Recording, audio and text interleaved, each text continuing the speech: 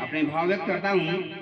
शांत सरल सुमधुर वचन, शांत सरल सुमधुर वचन, मिलन सुधा अविराम। शांत सरल सुमधुर वचन, मिलन सुधा अविराम। वेद राम जी आप बारंबार प्रणाम, बारंबार प्रणाम।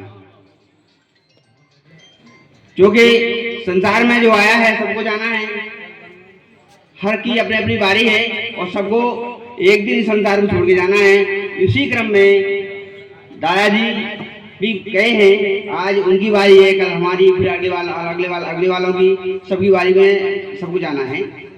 तो ये प्रकृति का नियम है, जो फूल पक जाता है या आसमान झड़ जाता है वो उसे मुरझाना पड़ता है। प्रकृति का है नियम अनोखा, प्रकृति का है नियम अनोखा, खिला फूल मुरझाता है। जो आया है इस धरती पर आखिर एक दिन जाता है। जो आया है इस धरती पर आखिर एक दिन जाता है। लेकिन तन के मिट जाने से, लेकिन तन के मिट जाने से अस्तित्व नहीं मिट जाता है। लेकिन तन के मिट जाने से अस्तित्व नहीं मिट जाता है। और व्यक्ति के खो जाने से, और व्यक्ति के खो जाने से व्यक्तित्व नहीं मिट जाता है, व्यक्तित्व नहीं मिट जाता है। जैसा कि हमारे वेदराम जी अपने पीछे कितनी विरासत छोड़ गए हैं, जो समाज के लिए एक आईना बन के एक मार्गदर्शन देगा, समाज को आगे बढ़ाने का प्रयास करेगा। वेद राम जी तन से निश्चित, वेद राम जी तन से निश्चित अब नहीं दिखाई देंगे।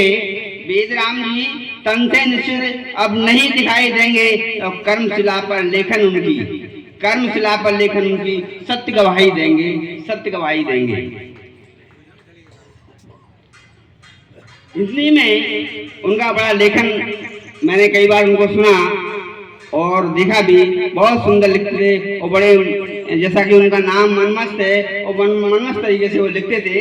तो प्रतिदिन उनका लेखन घर पे चलता था। हिंदी में लेखन था प्रतिदिन, हिंदी में लेखन था प्रतिदिन, शौक अनोखा पाला था। हिंदी में लेखन था प्रतिदिन, शौक अनोखा पाला था।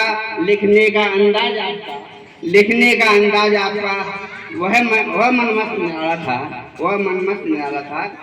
लिखना और समीक्षा करना, वे बहुत अच्छे समीक्षक थे।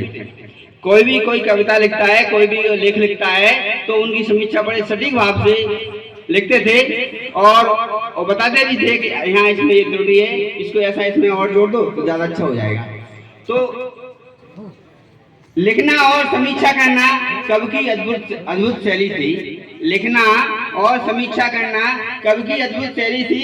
इसीलिए कवि कुल में उनकी इसी